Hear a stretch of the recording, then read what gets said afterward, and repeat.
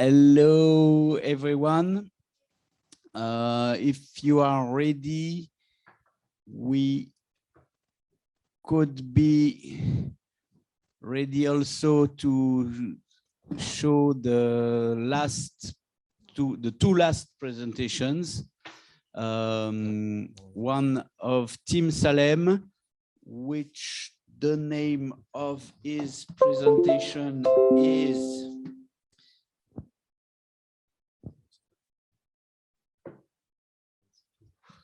Contract Law and Smart Contract, the interest of the framework contract.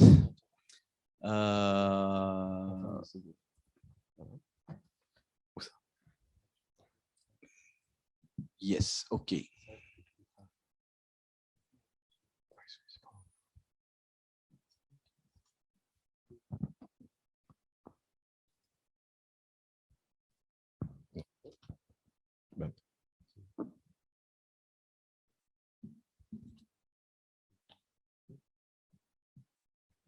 All right, hi everyone. I am Tim Salem, a contractual PhD student at Université Côte d'Azur at Gredeg Laboratory, and I am a private law PhD student, and I also work at Deep Law for Tech project and Smart IoT for Mobility project. Today, I'm going to talk about the relationship between blockchain and law, and more specifically, how law and contract law apprehend smart contracts, and what solution can lawyers actually give to users, developers, to regulate the use of smart contracts. So I want to begin with a quick history of this relationship. The development of so-called deep technologies is a breakthrough. This technological innovation is also qualified as breakthrough innovation. And this innovation is based on complex research, advanced knowledge, and requires several years of work and study and maturation. This is a definition given by the French Public Investment Bank. And the impact of the developed product must be significant on the practice of the users. Moreover, it is a market with strong barriers to entry. AI, IoT, and blockchain are examples of those deep techs. And we will focus on blockchain today and a very specific application of blockchain technology, which are smart contracts.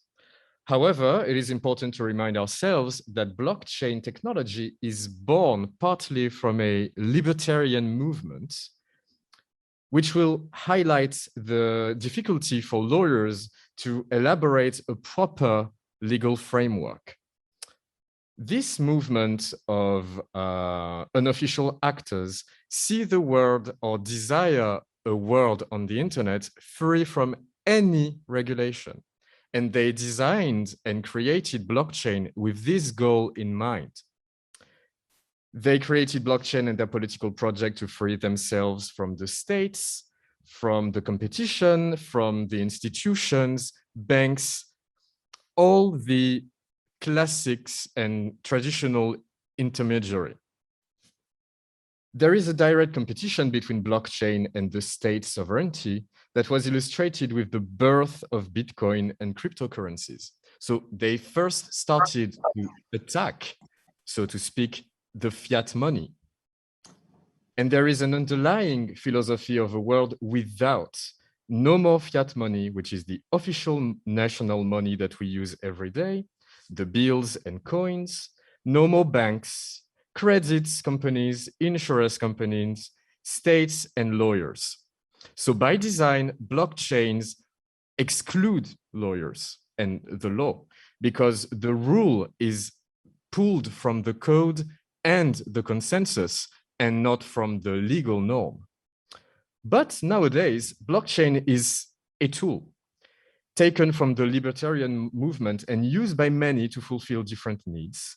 And lawyers are now needed to provide legal answers and tools in order to regulate these applications.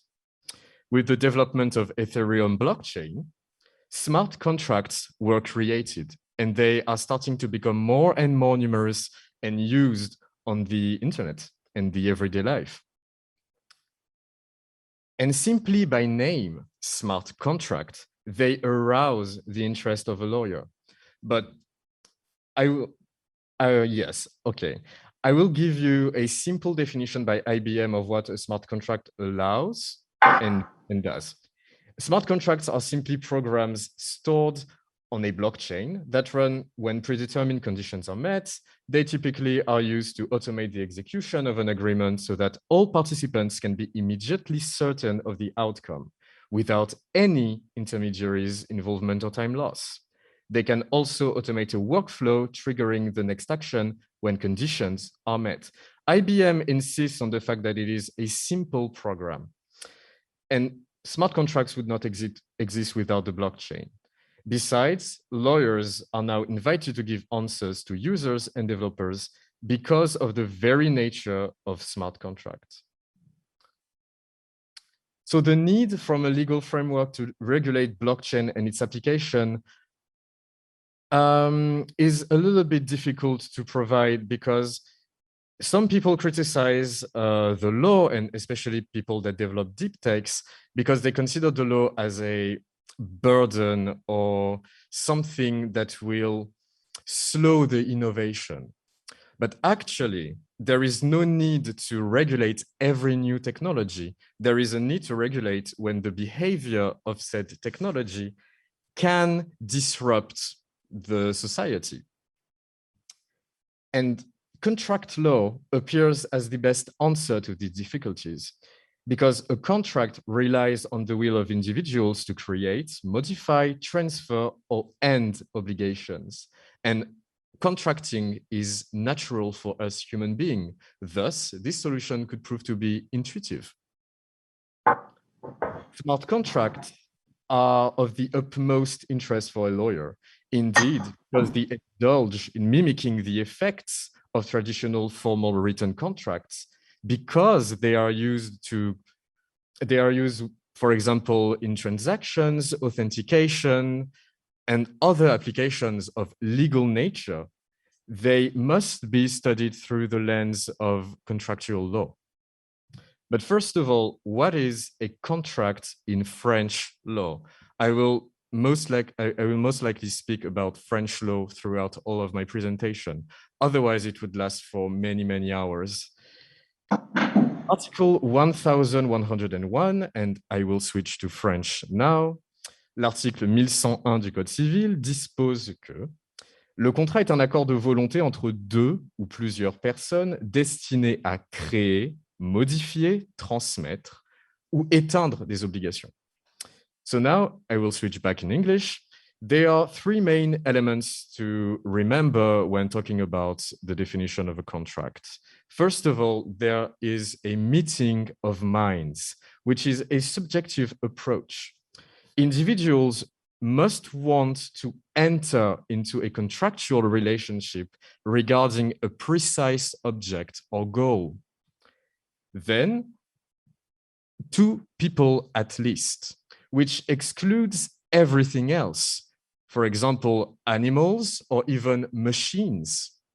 And machines are quite interesting for our study today. And then obligations. The obligations must be executed, enforced, and most of the time they are the cause of many disputes. So, is a smart contract a contract? Well, the answer is no. Smart contracts are only contracts by name from a legal point of view. A smart contract is not a contract. It is nothing else than a program which verifies, executes its terms upon the occurrence of predetermined conditions. And once it's coded and entered into the blockchain, it cannot be changed and operates in accordance with its programmed instructions. In French law, automatons, which are the category within which smart contracts belong, are not considered as contracts. To consider a smart contract as a real contract, it would be necessary to qualify all of the automatons as automatic contracts, which would make no sense. For example, the most simplistic example of a smart contract is the vending machine, for example, here when you take the coffee at university. The vending machine is not a contract. It's simply an offer to treat. And a smart contract is nothing else than an elaborated vending machine coded online on a blockchain. It can be assimilated as the same category as an automaton. But the complexity of this question rises when you realize that this is only a French point of view. And there are many differences between common law countries, and common law countries, for example, are of English-speaking country, such as the UK and all the Commonwealth countries. And European countries are more of what we call civil law countries, because we use codes. And there are differences between those two paradigms of law. Because in France, a smart contract is not a contract. But for example, in the United States, in some states, they have been given a legal force. So there is a huge difficulty to regulate smart contracts on a global scale, which make the needs of international institutions to give some guidelines even more required.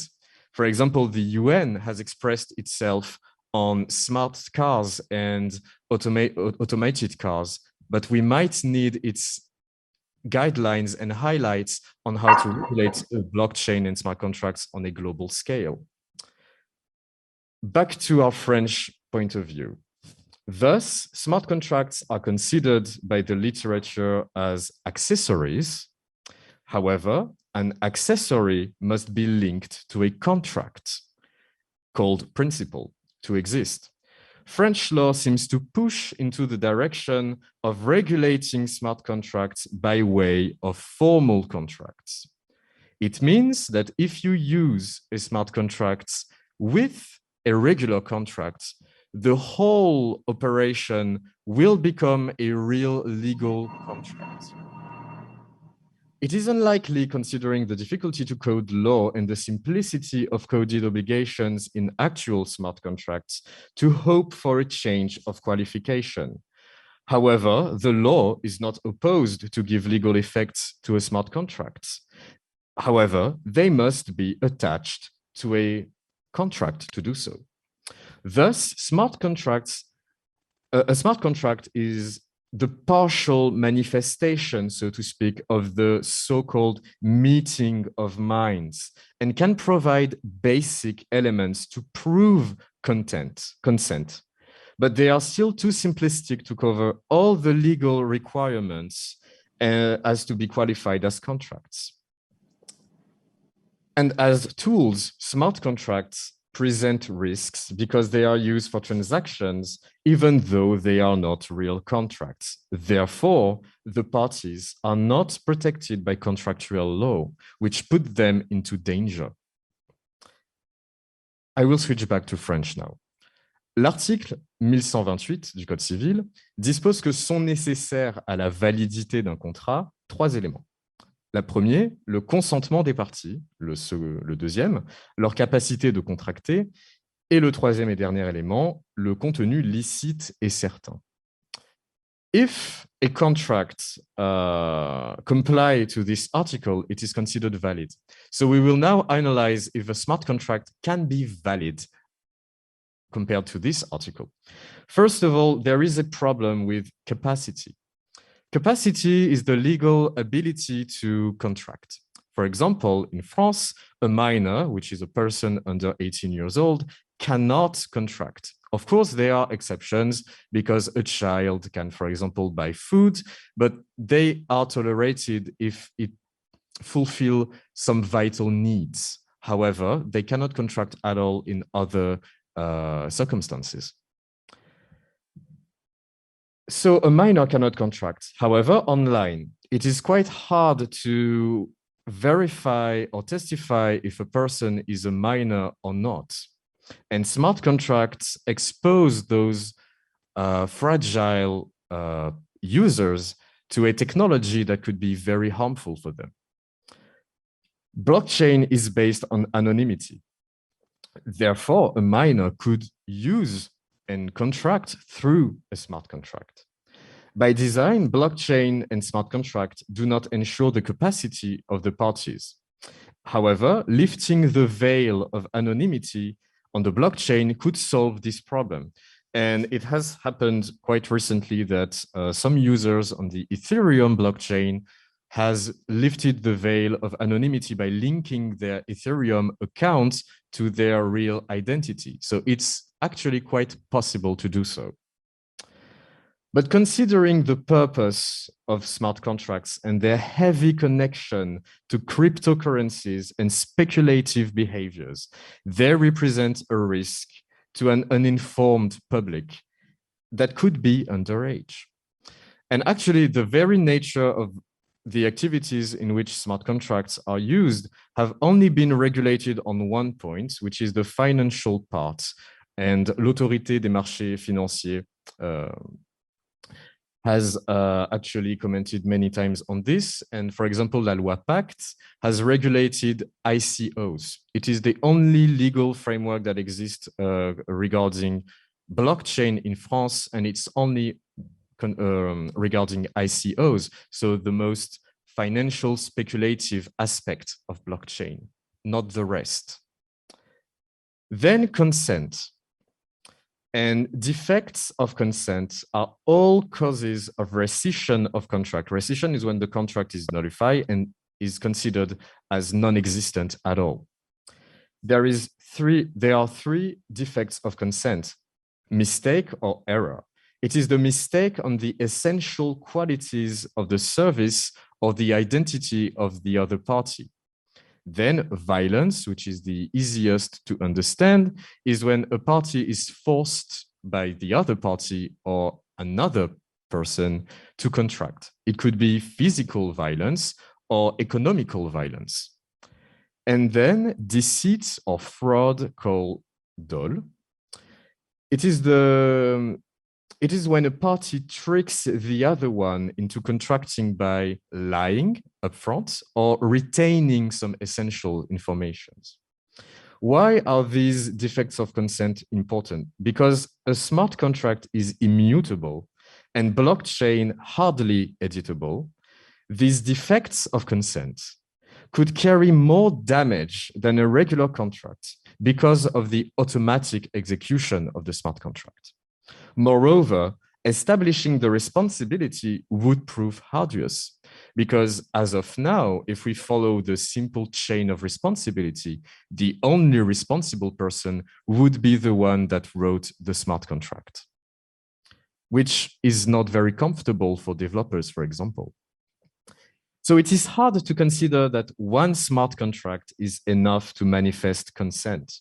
Indeed, they create chain reactions and produce new contracts by themselves. And parties must be fully aware of this capacity to create follow-on contracts. And consent should never be presumed in French law. So therefore, smart contracts should be confined to a more executive role, and the consent should be given through a more traditional means, for example, a traditional written contract. And then there are, of course, other risks that are linked to smart contract, but I deem them not relevant for this presentation because they are quite common with every activity online, which is cybersecurity. So it is clear that a smart contract is not a contract and cannot offer the same guarantees and safeguards as a normal and a regular contract from a French legal perspective. Its inherent risks can be mitigated, however, by written contracts, and that is when our framework contract enters the scene. Also, it should not be forgiven that blockchains must comply to privacy by design. Must comply with privacy by design and the GDPR in terms of data protection. And the CNIL, Commission Nationale Informatique et Liberté, has expressed its concerns and demanded, according to Article 25 of said GDPR, that blockchain must be justified as appropriate in activity in which they are used. The data controller is the individual who proceeds and carries out the operation of the blockchain, is the one that must justify the use of blockchain. For example, if a notary or a bank use blockchain in certain transactions, they must precisely express why they are using this technology and not another one. So the solution, a framework contract. Well, a standard framework contract could appear as an appealing solution to comply with GDPR and secure the applications of smart contracts and make them valid in the regard of the law. A contractual solution might be an efficient answer. Blockchain's model cannot exist the way it was designed at the beginning because there are anti-money laundering considerations to take upon, KYC, know your customer, and KYT, know your transactions, that must be respected if they are used in a transaction operation. And it should be, and anonymity should be lifted for those requirements to be fulfilled. A contract enables parties to organize liabilities and responsibilities without waiting for a legislator to do it for them. By using a contract, companies, developers, users can actually short-circuit the intervention of a legislator and with the legal practice create their own regulation of the smart contract, which I think is very appealing from a commercial and practical point of view for all of the professionals in this industry. Moreover, with the increase in users, smart contract will become soon a consumer product, and they will then be held to the very, very protective consumer law, because European and French law heavily protect the consumer. So they must, consumer law must be taken into consideration in our prospect. For example, smart contracts might then be required to invite the user to consent to a license or conditions and terms of service, which are all contracts. This is, for example, one of many examples of how to regulate in advance the relationship with the user. Framework contracts become interesting when considering a mid to long-term contractual relationship with heavy usage of smart contracts, which is the case with the Renault project. L'article 1111 du Code civil dispose que le contrat cadre est un accord par lequel les parties conviennent des caractéristiques générales de leurs relations, contractuelles futures, bien sûr. Des contrats d'application en précisent les modalités d'exécution. Why is this article interesting for us? Well, because smart contracts could be seen as a modalité d'exécution. They are indeed a tool to enforce an obligation. And I said earlier that a smart contract is considered as an accessory to a principal contract. So it fits quite well in our present legal framework. And a framework contract could organize a larger transaction that is destined to perdure in time for a certain amount of time. And smart contract would represent the means of execution. What is the goal of a framework contract? Well, to regulate the scale of the usage of smart contract. It is then easy to write down provisions regarding the applications of smart contracts and which operations will be targeted. It will limit the risks because it is a formal contract and the consent is given clearly by all the parties. It could provide and schedule any necessary audits, updates, maintenance, or operations on the technology itself to ensure that the technology is well, functioning properly. It will provide all suitable provisions in case of disputes and damage. And lastly, and most importantly, it will allow the judge to intervene in the relationship. Why is the role of the judge so important?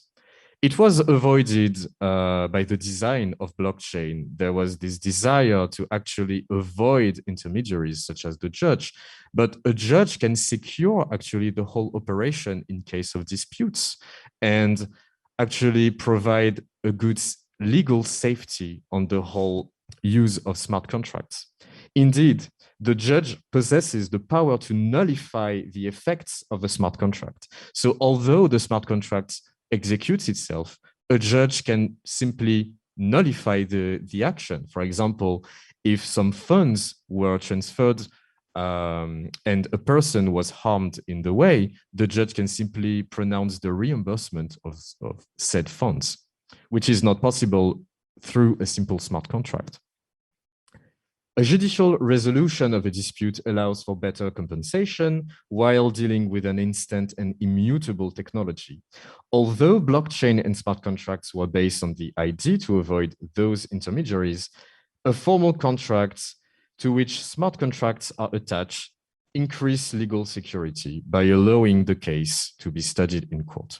So the overall goal of the framework contract is to create a legal fiction surrounding the whole blockchain and smart contract operation, just in case something bad happens, to explain it with simple words.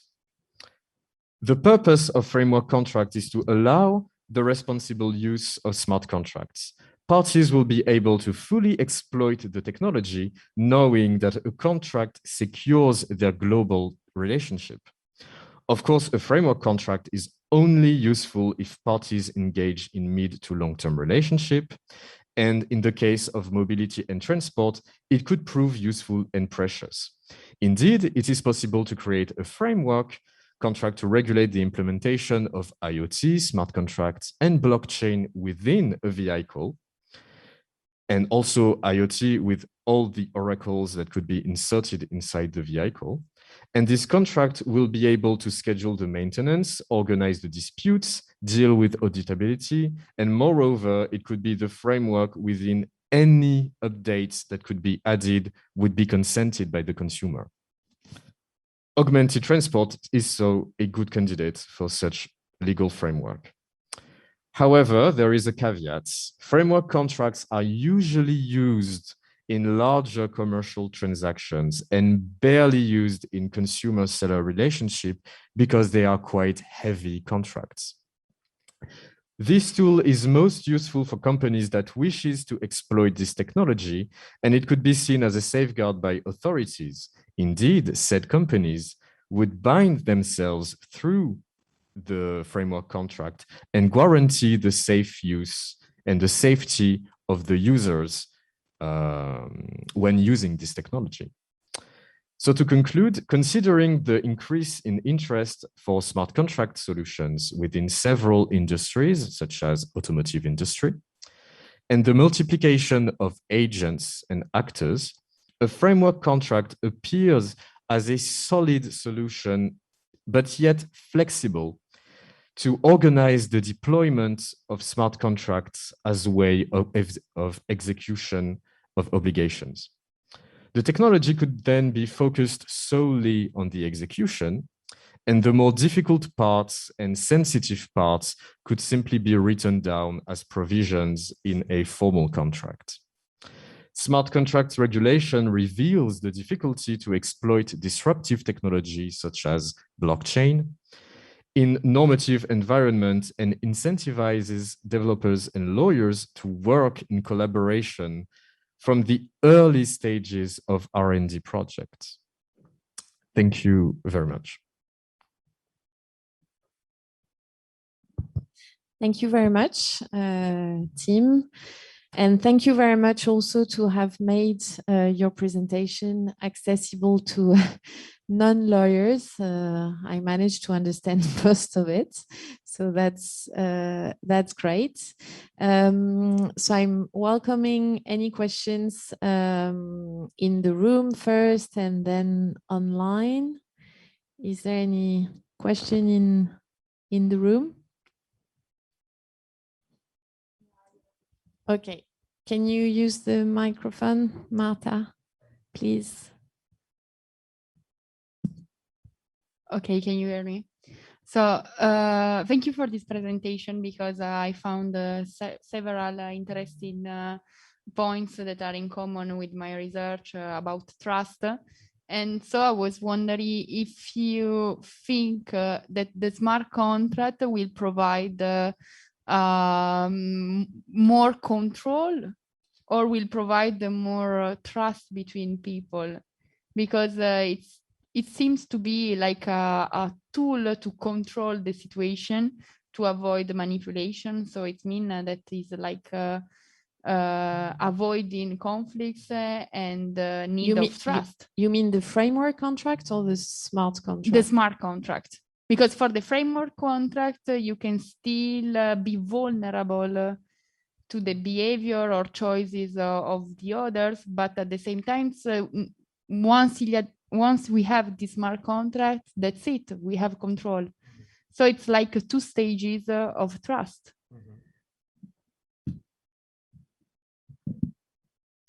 Thank you, Marta.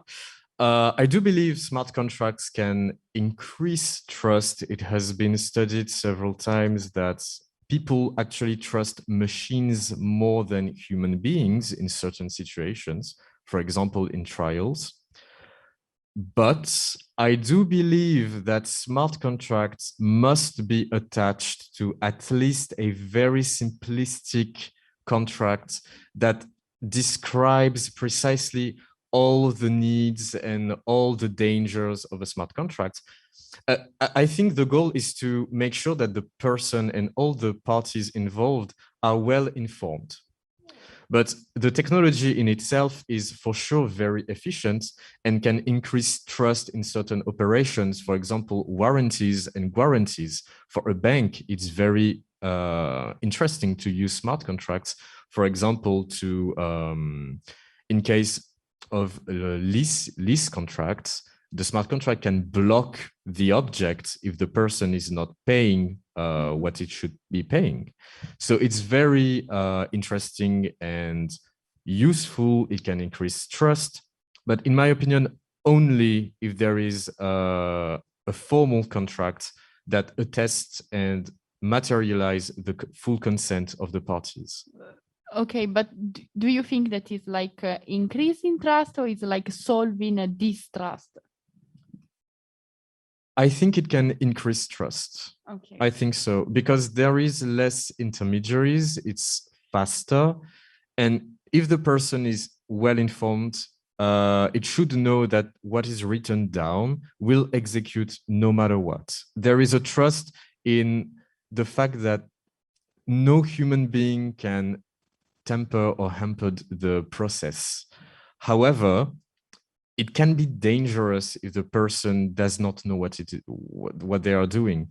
That's why I think it just simply needs a information sheet, and then the trust is indeed increased by the use of smart contracts.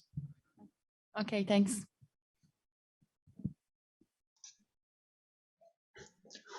Thank you, Tim. I have maybe one question which is related to Marta's question. Well, two small questions. The first one, you said that in fact the benefits of a framework contract was mainly that it's easy to write down which operations will be targeted. And I guess, as you said, the framework contract could be addressed to professionals, a company, or consumers. And my question is it really possible to write down all all operations which could be targeted in an operation? I mean, can you anticipate, for example, in our project about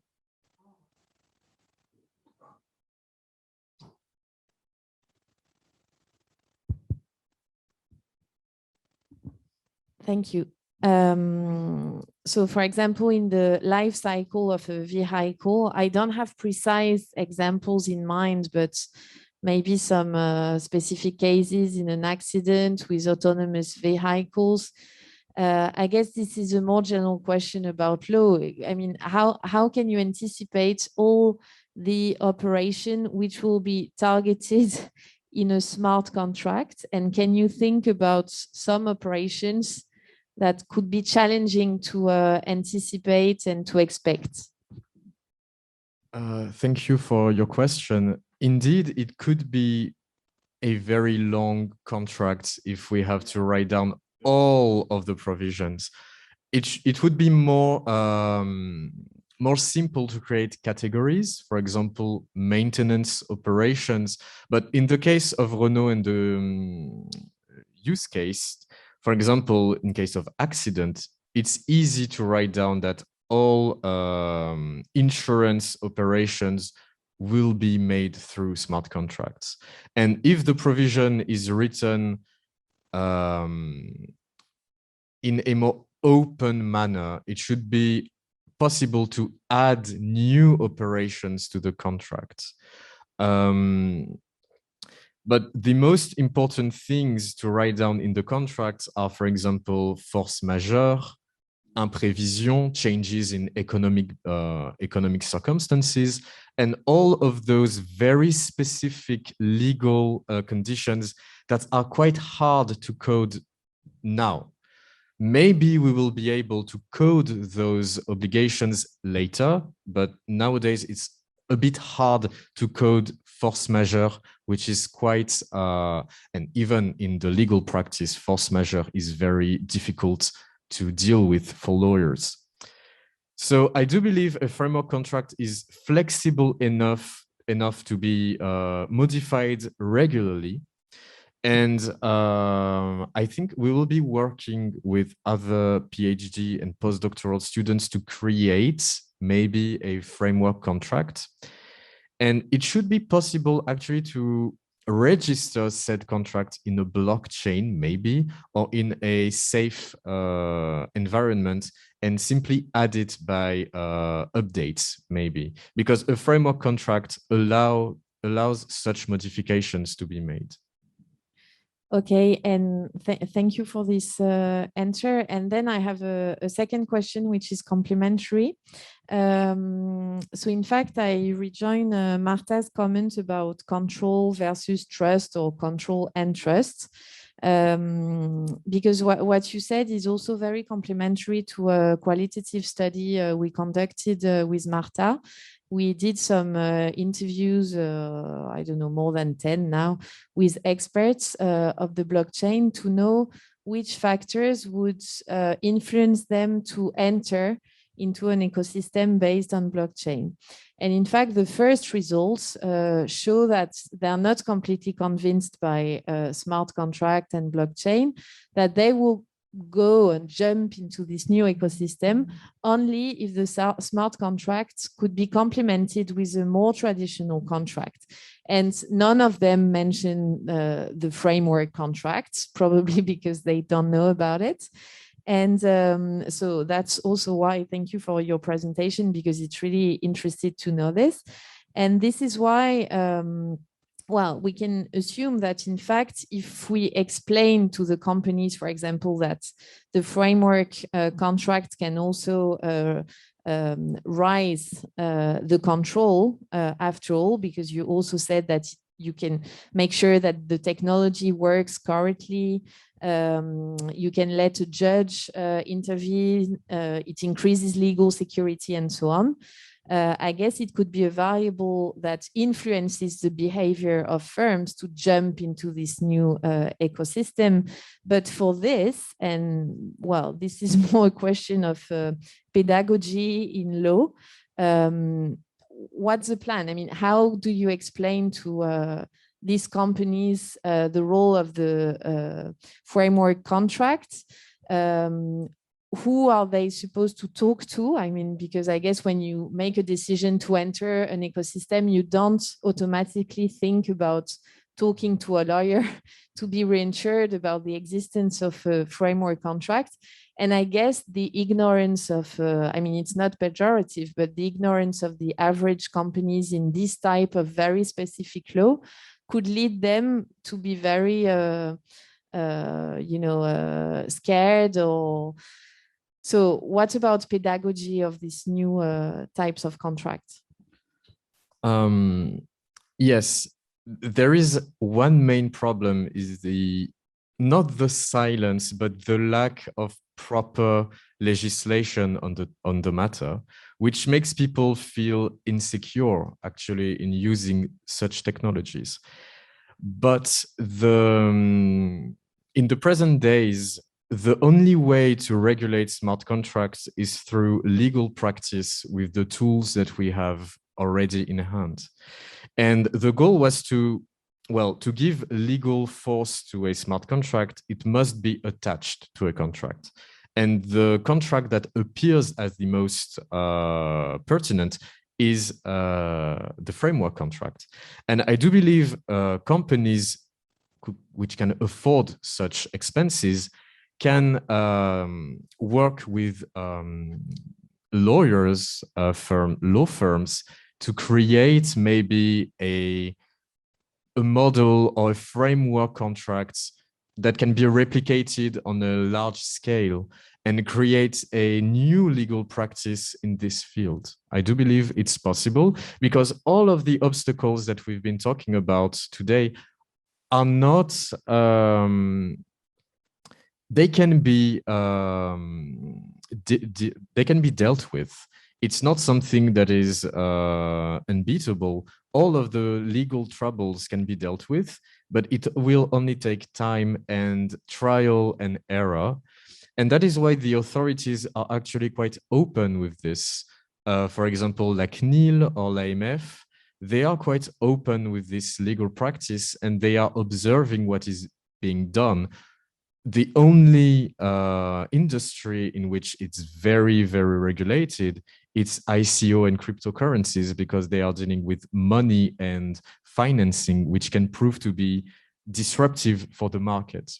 However, for the rest, for example, the case of Renault, I think Renault could work with law firms, ask like CNIL, which is very open and writes guidelines very regularly for implementing such technologies in your workflow.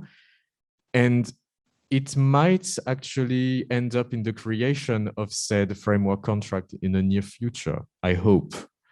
Otherwise, we will have to wait for the legislators' intervention.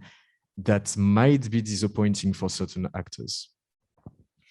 Okay, so I think there is a question in the chat. So the last question before we move to the presentation, I can ask it. Okay, so Tim Tanya is saying, thank you, Tim, fascinating and important. Mm-hmm. Could framework contracts be applied also to NFT? Okay. I will be completely honest. I don't know much about NFTs, but NFTs represent one of those very speculative bubble that was born with blockchain. And because, can we apply framework contract for NFTs?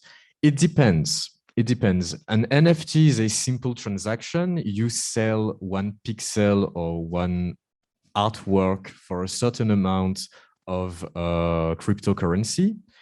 So it's more or less the same thing as buying an artwork with fiat money.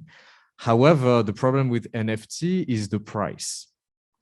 And law has no need and should not be used to protect people that actually put themselves in dangerous situation. So I doubt that NFT will be regulated through a framework contract, because if people lose a lot through NFT, it's only on them. NFT is not something that is mimicking any contractual behaviors. It's not something that is going to be widespread, I think. But it is an interesting question. And I believe if NFT, and it's starting slowly, if NFT is implemented in other products, for example, video games, in the video games industry, then it will be a problem. And maybe then we will need a contract to regulate the use of NFT. But otherwise, if it's simply a matter of buying an artwork online, I don't think a framework contract is needed.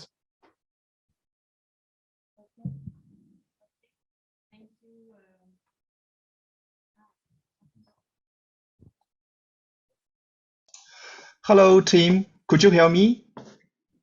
Yes, hello. Before I begin my presentation, I also have a question for you. From your point of view, what is a trust? Is it partially defined in the current laws framework? There is not really a legal definition of trust. In law, trust is what is linked to what we call fiducie, from the Latin or Italian fiduciare. I'm sorry if the pronunciation is botched. So there is no legal definition of trust, but my definition of trust is maybe closer to the economic one, or the most common sense one, in the fact that trust is what allows people to rely on each other and indulge the and is an I forgot the word. It is what incentivizes people to indulge in a business because they trust that trust is also linked to safety. I think that's where I want to go. And in law, it could be translated in legal security. If there is legal security, maybe there is trust. That's what I think that's what I want to say. Yes, because if a user knows that in case of problem, they can go to the judge and ask the judge, which is who is an impartial party, to pronounce and solve the disputes, I think it increases the trust in the technology or in the object. So trust for me would be legal security, I guess.